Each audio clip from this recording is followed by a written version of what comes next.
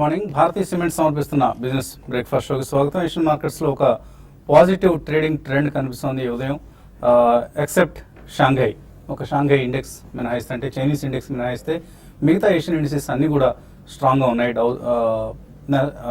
నికీ కావచ్చు are Hang Seng, ఇటువంటి indices అన్నీ కూడా స్ట్రాంగ్గా ట్రేడ్ అవుతున్న ఉదయం ఇది.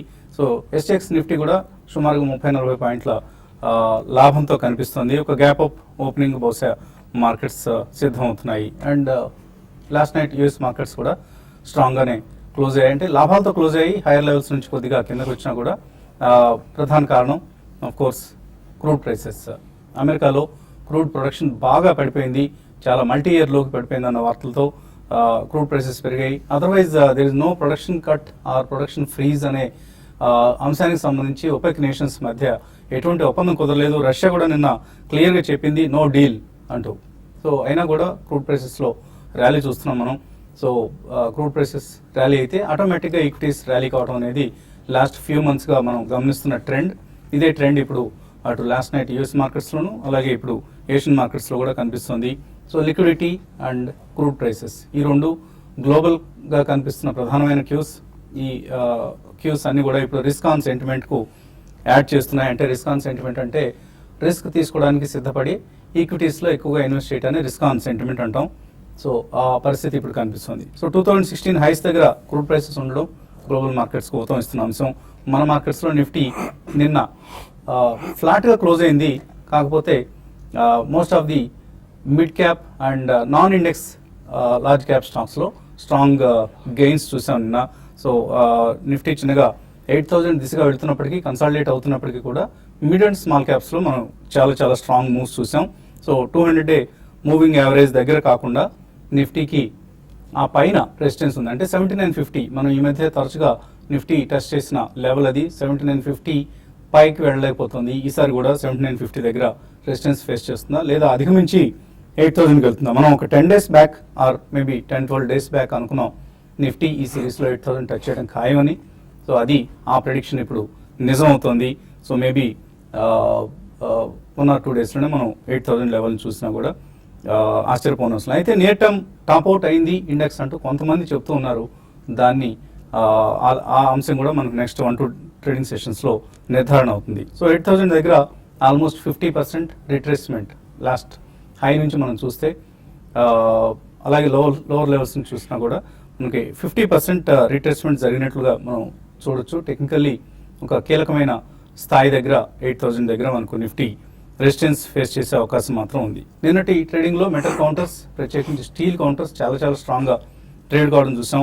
Tata steel, JSW steel, Jindal steel and power, ఇటువంటి స్టాక్స్లో. ఎందుకంటే క్రెడిట్ స్విస్ అనే సంస్థ ఒక రిపోర్ట్ ఇచ్చింది, ఇండియన్ స్టీల్ స్టాక్స్ చాలా బులిష్గా ఉన్నాయి. ఈ మధ్య బాగా పెరిగినప్పటికీ కూడా ఎంటర్ప్రైజ్ వాల్యూ, ఈ కంపెనీలో ఎంటర్ప్రైజ్ వాల్యూలో ఎటువంటి మార్పు లేదు. కాబట్టి ఈ లెవెల్స్ దగ్గర నుంచి కూడా చాలా అప్సైడ్ పొటెన్షియల్ చాలా ఎక్కువగా ఉంది. ఫర్ ఇన్స్టెన్స్ టాటా స్టీల్కి 180 దగ్గర ఉన్న టార్గెట్ ప్రైస్ని 440కి పెంచింది క్రెడిట్ స్విస్. సో ఇటువంటి మూవ్స్ కారణంగా నిన్న మెటల్ కౌంటర్స్లో చాలా స్ట్రాంగ్ ట్రెండ్ చూసాం. ది బిగ్ సైకిల్ టర్న్, ఇది క్రెడిట్ స్విస్ ప్రస్తుతం ఇండియన్ స్టీల్ సెక్టర్ సంబంధించి ఇస్తున్న comment. So the big cycle turn అంటే సైకిల్ రివర్స్ అయింది. ఇక్కడ నుంచి మెటల్ కంపెనీస్ బాగా స్ట్రాంగ్గా పెర్ఫామ్ చేస్తాయి.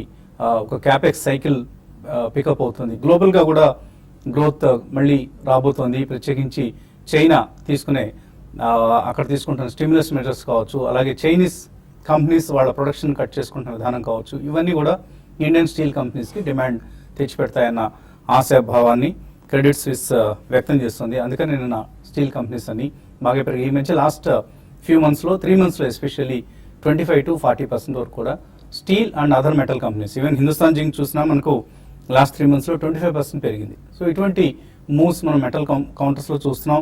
సో ఎప్పుడు స్టాక్ మార్కెట్స్లో అందరూ నెగిటివ్గా ఉన్న సమయంలో మన చార్టిస్టులు అందరూ చెప్పారు టాటా స్టీల్ జోలికే వెళ్ళొద్దు, టాటా మోటార్స్ అది చాలా బ్యాడ్ కంపెనీ, బ్యాడ్ స్టాక్, ఇటువంటి కామెంటరీ ఇచ్చారు. ఆ సమయంలో అందరూ ఇన్వెస్ట్ చేయాలి. సో అటువంటి పని చేసిన వాళ్ళకి మంచి రిటర్న్స్ వచ్చాయి. లాస్ట్ 3 monthsలోనే 25-40% రిటర్న్ ఇచ్చిన కౌంటర్స్ ఇవి. ఎంఎంటీసీ కావచ్చు, ఎన్ఎండిసి కావచ్చు, ఇవన్నీ కూడా స్ట్రాంగ్గా ఉన్న సమయం ఇది. సో మేబీ ఇది ఒక ఫూల్స్ ర్యాలీయా రియల్ ర్యాలీయా అనేది మేబీ నెక్స్ట్ 1 monthలో 1-2 monthsలో మనకు అర్థమవుతుంది. ఎఫ్ఐఎస్ బిహేవియర్ చూస్తే నిన్న 80 crores వర్త్ స్టాక్స్ వాళ్ళు క్యాష్ మార్కెట్స్లో అమ్మారు. డిఐఎస్ కూడా 300 crores వర్త్ స్టాక్స్ని క్యాష్ మార్కెట్స్లో అమ్మడం చూసాం. వాల్యూమ్స్ భారీగా ఉన్నాయి. గ్రాస్ సెల్లింగ్ ఫిగర్ చూస్తే ఎఫ్ఐఎస్ది 6,102 crores నిన్న గ్రాస్ సెల్లింగ్ ఫిగర్. కొంచెం ఇది కన్సర్న్స్, ఆందోళన కలిగించే అంశం. ఎందుకంటే ఇక్కడ చాలా స్ట్రాంగ్ లాంగ్ పొజిషన్స్ ఎఫ్ఐఎస్ తీసుకున్నారు. ఆల్రెడీ ఇండెక్స్ లాంగ్స్ చూస్తే మనకు 68% లాంగ్ పొజిషన్స్ ఉన్నాయి, ఓన్లీ 32% షార్ట్ పొజిషన్స్ ఉన్నాయి. కాబట్టి ఇక్కడ కొద్దిగా అప్రమత్తంగా ఉండాలి. ఎగ్జూబరెన్స్ పనికిరాదు. అండ్ ఇండెక్స్ కంటే కూడా ఇండివిజువల్ స్టాక్స్లో ప్లే ఎక్కువ ప్రాధాన్యం సంతరించుకున్న సమయం ఇది. ఎందుకంటే రిజల్ట్ సీజన్ కాబట్టి ఏ కంపెనీస్ అయితే మంచి రిజల్ట్స్ ఇస్తున్నాయో ఆ కంపెనీ స్టాక్స్లో ఎక్కువ మూవ్మెంట్స్ మనం చూసే అవకాశం ఉంది. అలాగే మరొక కీలకమైన పరిణామం ఇవాళ ఈక్విటాస్ హోల్డింగ్స్. ఈ మధ్య ఐపీఓకి వచ్చిన కంపెనీ, ఒక మైక్రో ఫైనాన్స్ కంపెనీ ఇది. బ్యాంక్స్కి ఎన్బిఎఫ్సిలకి మధ్యలో ఉండే ఒక కొంత యూఎస్పీ ఉన్న కంపెనీ ఇది. లైక్ ఎస్కేఎస్ మైక్రో చాలా చాలా స్ట్రాంగ్గా సబ్స్క్రైబ్ అయింది. 17.2 times ఓవర్ సబ్స్క్రైబ్ అయిన ఇష్యూ ఇది. 110 రూపాయల దగ్గర షేర్లు కేటాయించారు. వాల్యుయేషన్స్ అట్రాక్టివ్గా ఉన్నాయి కాబట్టి స్ట్రాంగ్ లిస్టింగ్ను మార్కెట్స్ ఎక్స్పెక్ట్ చేస్తున్నాయి. మేబీ మరి ఎక్కువ గెయిన్స్ ఉంటే అలాట్ అయిన వాళ్ళు లాభాలు బుక్ చేసుకోవచ్చు, మళ్ళీ తగ్గినప్పుడు కొనుక్కోవచ్చు. అదర్వైజ్ లాంగ్ టర్మ్ కోసం అట్టే పెట్టుకోదగిన షేర్ ఇది. ఇక మార్కెట్స్ పరిస్థితి గురించి మాట్లాడేందుకు అనలిస్ట్ సిద్ధంగా ఉన్నారు మనతో. మార్కెట్స్లో ఒక స్ట్రెంత్ చూస్తున్నాం మనం. నిఫ్టీ పరంగా చూస్తే నిన్న మొన్న ఒక 2-3 రోజులుగా కొంచెం స్తబ్దంగా ఉన్నప్పటికీ మిడ్ అండ్ స్మాల్ క్యాప్స్లో ప్లే ఎక్కువగా ఉంది. సో ఎటువంటి mid cap or small cap ప్లేన్ మీరు రికమెండ్ చేస్తారు? Yeah, definitely mid and small cap లో ఈ పాజిటివ్ నేచర్ అనేది ఇంకా కొనసాగే అవకాశం ఎక్కువ ఉందండి. ఎందుకంటే బ్యాలెన్స్ షీట్స్ ఎక్కడైతే రీజనబుల్లీ స్ట్రాంగ్ ఉన్నాయో, మేనేజ్మెంట్స్ బాగున్నాయో, across all sectors mid and small cap లో చాలా యాక్షన్ చూస్తున్నాం మనం. Especially even domestic mutual funds వాళ్ళు ఈ మిడ్ అండ్ స్మాల్ క్యాప్స్ లో మంచి వాల్యూ బేస్డ్ బయింగ్ అనేది లాస్ట్ 1 month లో జరుపుతూనే ఉన్నారు. సో ఈ కారణం మూలాన ఐ థింక్ మీరు ఇందాక మెన్షన్ చేశారు మెటల్స్ ర్యాలీ గురించి అండ్ మెటల్ సెక్టర్ గురించి, which is perform extremely well. And China పరంగా చూసుకుంటే మనకి even chemicals, fine chemicals, dye stuffs, pigments, ఇటువంటివన్నీ కూడా స్పెషాలిటీ కెమికల్స్, ఇవన్నీ కూడా చాలా కంపెనీలు మూతలు పడిపోతున్నాయండి. Because of pollution control equipment problems కానివ్వండి, వేజ్ హైక్ కానివ్వండి, ఇవన్నీ. So that is one again rising sector అనే చెప్పొచ్చు. సో సెక్టోరల్ ప్లే చేయాలంటే అందులో ఎక్కడ డిక్లైన్స్ వచ్చినా కానీ I think that's one sector which will do well for the next 2-3 years. అది పక్కన పెడితే automobile shares are doing extremely well అండి. అండ్ సిమెంట్ కంపెనీస్ మంచి పికప్ వచ్చిన డిమాండ్లో అని చెప్పి మంత్ డిస్పాచెస్ కూడా చాలా స్ట్రాంగ్గా ఉన్నాయి. So I think most of the sectors will do well. మధ్యలో చిన్న పాజ్ రావచ్చు and there can be slight corrections also. ఓవరాల్గా మాత్రం తప్పకుండా ఈ ర్యాలీ కంటిన్యూ అయ్యే అవకాశం ఎక్కువ కనిపిస్తుందండి. కాబట్టి ఎవ్రీ డిక్లైన్, మంచి డిక్లైన్స్ వచ్చినా ఏ సెక్టర్లో కానివ్వండి, ఏ ఒక కంపెనీలో కానివ్వండి, I think one should start buying at the first price point now అండి. ఎక్కడైనా మార్కెట్ ఓవరాల్ మార్కెట్ రియాక్ట్ అయ్యి ఆర్ కంపెనీ పరంగా చిన్న రియాక్షన్స్ వస్తే they should add on to the stocks with at least 2-year view. But one should definitely not miss the rally next 3 to 4 months లో వచ్చేది, are next 1 month లో వచ్చే rally కూడా తప్పకుండా డిక్లైన్స్ లో కొనాలని చెప్తాను. సో టెక్నికల్గా ఎటువంటి సజెషన్స్ ఇస్తారు ట్రేడర్స్కి? మార్కెట్ అంటే ఈ లెవెల్లో అనేది కొంచెం మార్కెట్ ఫ్లాట్గా ఉన్నా కూడా ఏంటంటే మిడ్ క్యాప్లో అనేది ఎక్కువ యాక్షన్ ఉంది. కాబట్టి మిడ్ క్యాప్లోనే లాంగ్ పొజిషన్స్ని సజెస్ట్ చేస్తాను. అయితే ఇక్కడ ఉన్న పరిస్థితులు ఏంటంటే స్టాప్ లాస్ స్ట్రిక్ట్గా స్టాప్ లాస్ పెట్టుకోమంటాను. ఎందుకంటే ఆల్మోస్ట్ మనం చూసాము నిఫ్టీ ఒక దగ్గరగా 900 points ర్యాలీ చూసాము. తర్వాత దాదాపు మరీ ముఖ్యంగా గ్లోబల్ మార్కెట్స్ అనేది చాలా స్ట్రాంగ్ ఉన్నా కూడా ఏంటంటే అక్కడ కూడా కొంత ఓవర్ బాట్ జోన్లో అనేది ఉన్నాయి. రిస్క్ అనేది చూసుకుంటే ఇక్కడ మనం ఇంతకుముందే మీరు అన్నట్టుగా దగ్గర 70% దాకా లాంగ్ పొజిషన్స్ ఉన్నాయి. ఇటువంటిప్పుడు ఏంటంటే చిన్న నెగిటివ్ న్యూస్ వచ్చి నిఫ్టీ ఒక 40-50 points పడినా కూడా ఏంటంటే మార్కెట్లో కొంచెం సెల్లింగ్ అనేది ఒక 100 నుంచి 140 points దాకా సెల్లింగ్ రావడానికి అవకాశం ఉంది. అయితే ఈ సిరీస్ అంతా కానీ చూస్తే మనకి 7-8 దగ్గర నిఫ్టీ బాగా రెసిస్టెన్స్ ఫేస్ చేసి అది క్రాస్ కాగానే కొంచెం షార్ట్ కవరింగ్ అనేది మార్కెట్లో చూసాము. దానివల్ల 7950 ఆ లెవెల్ దాకా వచ్చింది. అయితే 7950 అనేది నిన్నటి హై.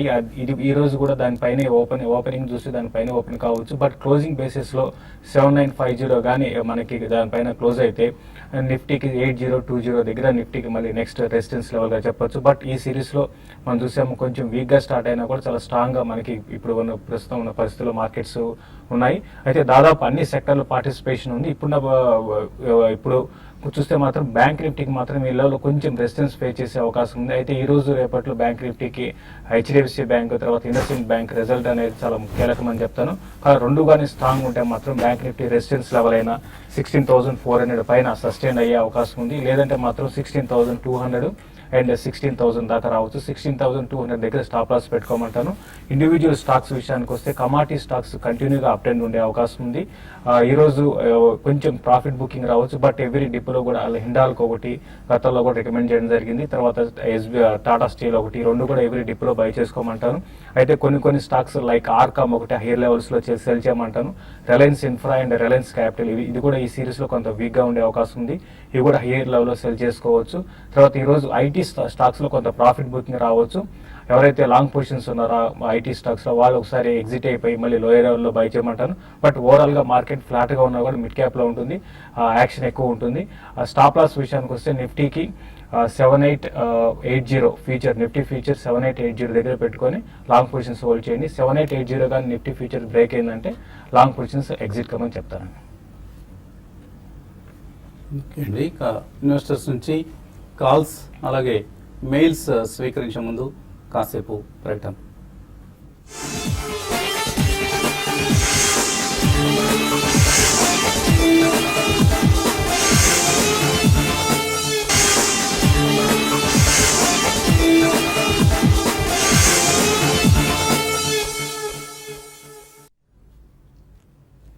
భారతీ సిమెంట్స్ సమర్పిస్తున్న బిజినెస్ బ్రేక్ఫాస్ట్ షోకి స్వాగతం. కాల్స్ అండ్ మెయిల్స్ తీసుకునే సమయం ఇది.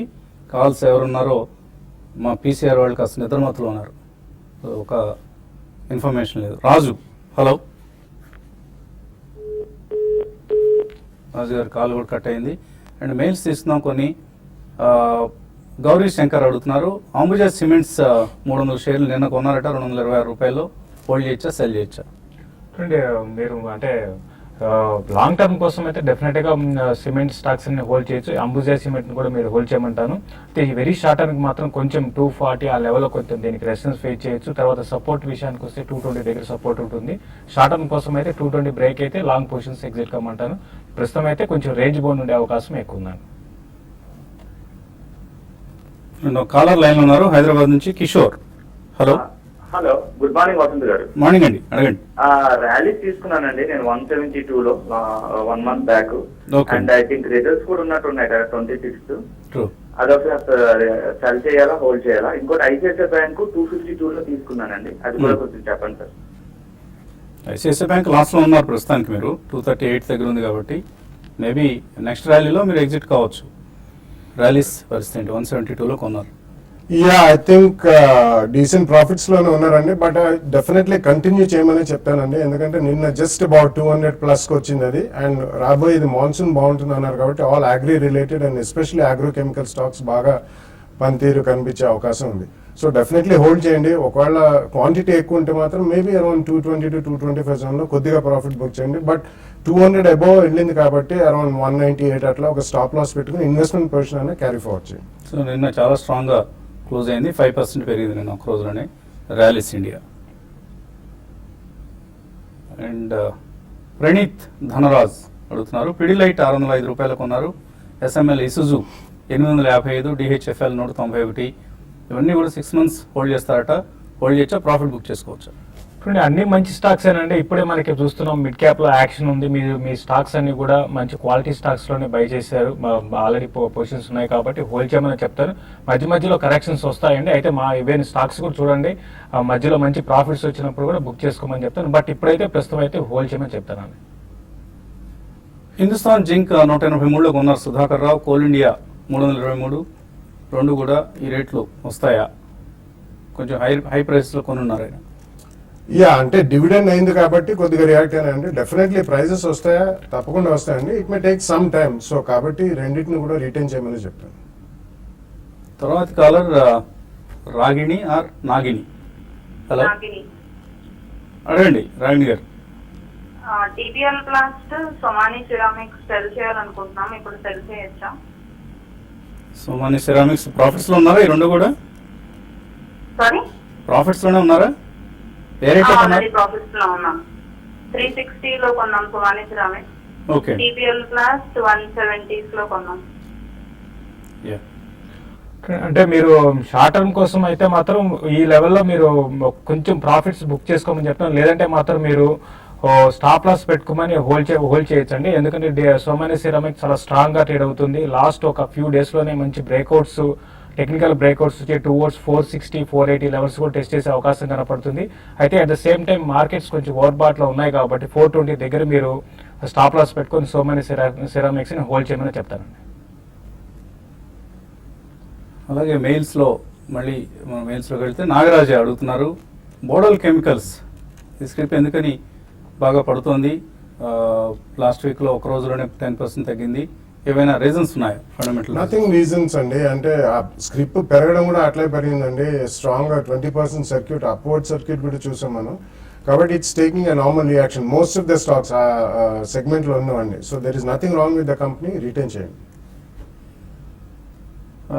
వెంకట్ అడుగుతున్నారు, శ్రీ లెదర్స్ అండ్ జెనిత్ ఎక్స్పోర్ట్స్ ఈ రెండు ఫండమెంటల్ ఎటువంటి కంపెనీస్, ఇవి లాంగ్ టర్మ్ కోసం కొనుక్కోవచ్చా?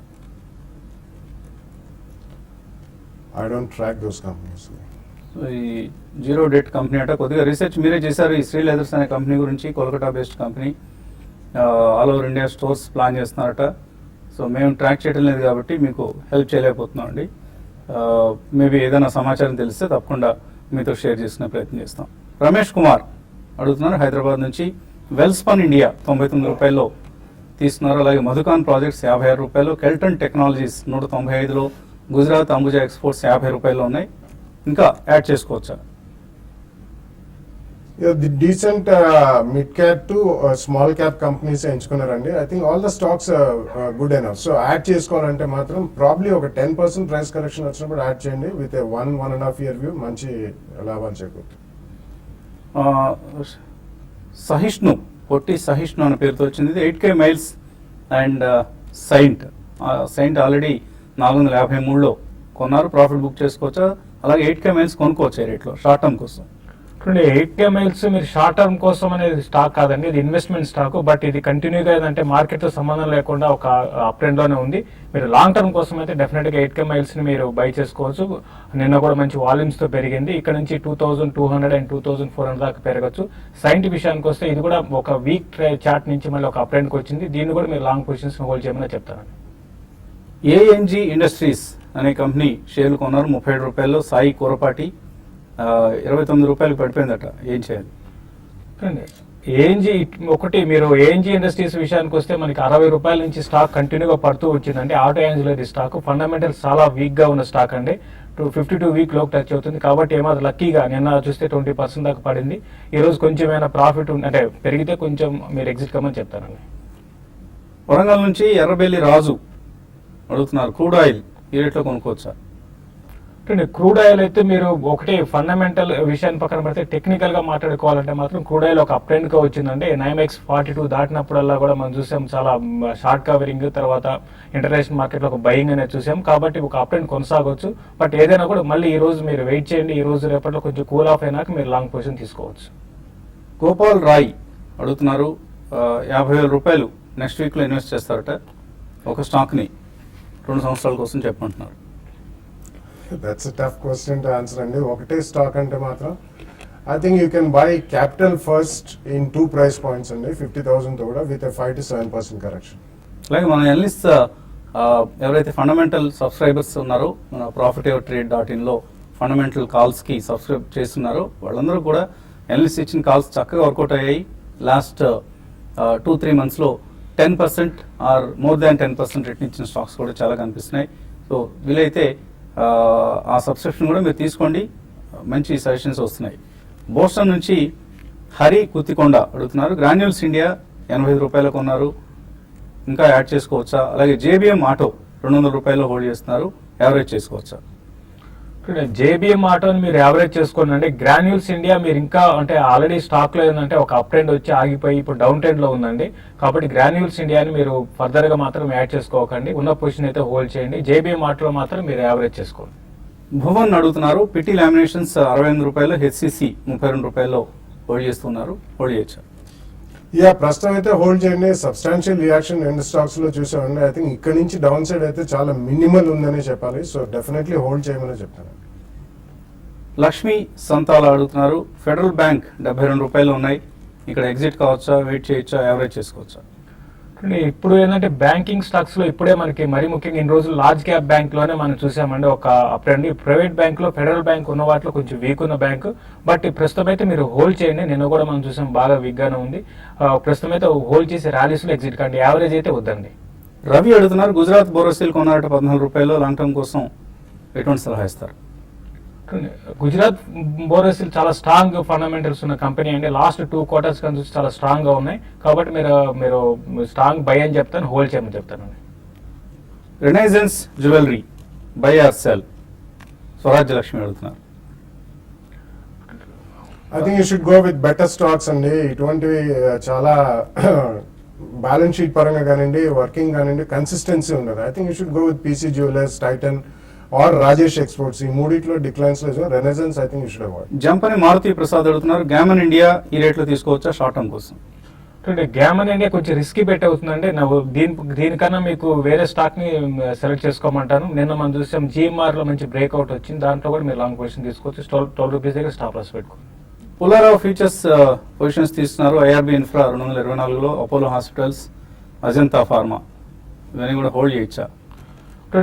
అపోలో హాస్పిటల్స్ అయితే హోల్డ్ చేయండి. 1360, 1340 దగ్గర స్టాప్ లాస్ పెట్టుకోమంటాను. 1440 దాకా పెరిగే అవకాశం ఉంది. ఈ ఐఆర్బి మాత్రం చాలా కొంత వీక్ ఉందండి. బట్ చూడండి 1 or 2 days లో 220 పైన 220 బిలో సస్టైన్ అయితే వీక్ ఉంటుంది.